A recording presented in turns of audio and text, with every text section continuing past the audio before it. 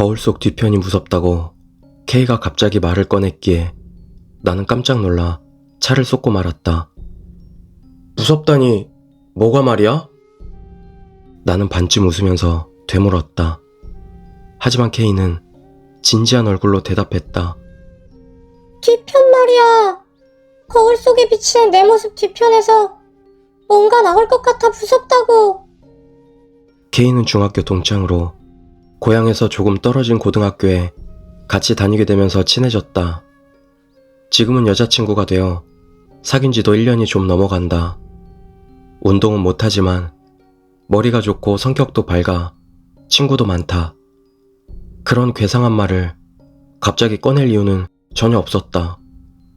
무슨 일 있어? 나는 목소리 톤을 바꿔 진지하게 물었다.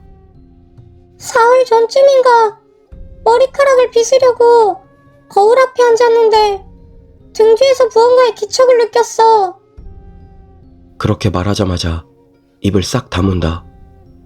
K 스스로도 자기가 말하는 게 이상하다는 걸 느낀 거겠지. 그 후로 계속 그 무언가의 기척이 느껴진다는 거야? 이번엔 내가 말을 꺼낸다. 생각이 지나친 건지도 모르지만 그렇게 생각하면 생각할수록 무서워져서. 나는 K의 뒤에 있는 거울을 봤다. 화장대에 달려있는 커다란 거울. 그 마음을 모르겠는 것도 아니지만 거울을 한 장 더 놓아두면 어떨까? 하지만 무한 거울도 좋은 건 아니라고더라고. 거기서 나는 웃어버리고 말았다. 아무리 그래도 너무 신경 쓰는 거야, K 너. 분명 뒤에서 기척이 느껴진다는 것도 기분 탓이야. 나는 격려하듯 밝게 말했다. 그렇겠지? K는 그렇게 말했지만 어딘가 불안한 얼굴을 한 채로다. 아무래도 불안하다 싶을 때는 아무 때나 전화해도 괜찮으니까. 고마워하고 부끄러운 듯 대답한 뒤 K는 웃었다. 밤, 이를 닦으려 세면대에 가서 거울 속 자신을 바라보던 때였다. 스윽하고 뒷골에 차가운 공기가 닿아 나는 섬찟했다. 거울 속에 무언가의 기척이 느껴진다. 내 등 뒤에 숨듯 무언가가 있다. 엄겁결에 나는 돌아섰지만 거기에는 아무것도 없었다. 그저 위화감만이 등골에 찰싹 달라붙어 있는 느낌이었다. K가 말한 대로다. 나는 진정하라고 스스로에게 말하며 벽에 몸을 기댔다. 과연 이렇게 하니 등 뒤에 대한 공포가 잦아든다. 한숨 돌리고 이를 닦은 뒤 입을 헹구려 세면대로 돌아간다. 신경 쓰면 안 돼. 그렇게 되뇌인 순간 거울 앞에서 내 등 뒤에 갑작스레 무언가가 날아들었다. 놀라 나는 고개를 들었다. 순간 내 머리에 팔을 뻗으며 안기려드는 여자와 눈이 마주쳤다. 그날 나는 잠도 못 자고 TV를 틀어둔 채 밤을 지샜다.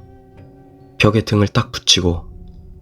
다음날 학교에서 평소처럼 K를 만났지만 어젯밤 일은 하나도 말하지 않았다. K를 겁주고 싶지 않은 마음이 먼저였다. 전날 너무 신경 쓴다고 말해놓은 주제에 나도 같은 일을 겪었다고 말하기 부끄러운 게 두 번째 이유였고. 어제는 괜찮았어? 나는 슬쩍 물어보았다.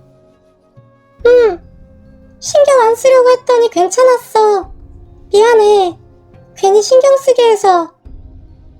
괜찮아라고 대답한 뒤 나는 웃었다. 하지만 마음속은 불안이 가득했다. 그녀에게 이야기하지 않았던 이유가 하나 더 있었으니까. 어째서인지 알 수 없지만 K의 눈동자는 어젯밤 순간 마주쳤던 여자의 그것과 무척 닮아 있었다.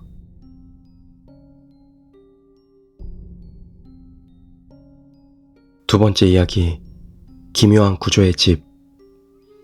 집을 해체하다 보면 가끔 묘한 구조의 집을 만날 때가 있다. 천장까지 계단이 이어지다 그대로 끝나버린다던가 막다른 골목으로 이어지는 복도가 있다던가. 이런 것은 대개 증축이나 개축 과정에서 처음과 집 구조가 달라진 것들이다. 또 가끔씩 해체 도중 숨겨진 방을 발견하기도 한다. 이것은 분명히 건축한 사람이나 집주인의 취미일 것이다. 그런데 얼마 전 해체한 집은 그런 상식을 뛰어넘는 구조에 이상한 것이었다. 그 집은 단층 집으로 오랫동안 비어있던 집이었다. 상당히 낡았긴 하지만 폐옥이라 할 정도는 아니라 부수는 건 좀 아깝다 싶었다. 집주인은 집을 철거하고 빈터로 남겨두겠다는 듯 했다. 그리하여 포크레인으로 허물기 시작했는데 그 와중에 다다미 6장 정도 크기의 방이 나왔다.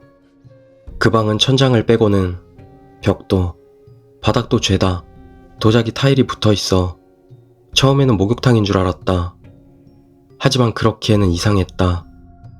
가운데에 배수구 같은 느낌의 금속 뚜껑 달린 구멍은 있었지만 욕조는 없었다. 아니, 그 이전에 수도나 배관 시설조차 없었다. 목욕탕이라고는 볼 수 없는 셈이다. 그리고 무엇보다 이상했던 것은 사방의 벽에 출입문이 없다는 것이었다. 입구가 없는 고립된 공간. 타일을 깐 장인은 어떻게 밖으로 나온 것일까? 벽에 타일을 붙이고 밖에서 방을 축조한 것이라면 가능할 것이다. 하지만 그런 수고를 들여서 만들어야 하는 이유가 무엇인지 알 수가 없다. 도대체 무엇을 위한 방인지 나에게는 상상조차 되지 않았다. 어쩐지 기분 나쁜 느낌이 들었지만 무시하려 애쓰며 집을 허물었다. 그 터는 지금도 빈터로 방치되고 있다. 그곳을 볼 때마다 집주인은 거기에 무엇이 있는지 알고 있는 것은 아닐까 하는 의문이 들곤 한다. 무언가 안 좋은 것이 일어나는 것을 막기 위해 집을 철거하고 빈터로 남겨두고 있는 게 아닐까 하는 의문이.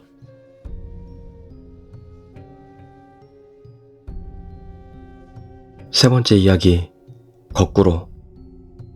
야자 시간에 공부를 하다가 무언가 이상한 점을 발견했어요. 아이들이 노트에 필기를 하는데 오른쪽에서 왼쪽으로 하는 거예요. 너무 이상해서 짝꿍에게 문자를 보냈어요. 야, 우리 반 애들 필기를 거꾸로 하고 있어. 잠시 후 답장이 왔어요. 귀신은 행동을 거꾸로 한대. 미쳤어? 장난치지 마라. 그리고서 책상에 엎드렸는데 짝꿍 발이 보이네요.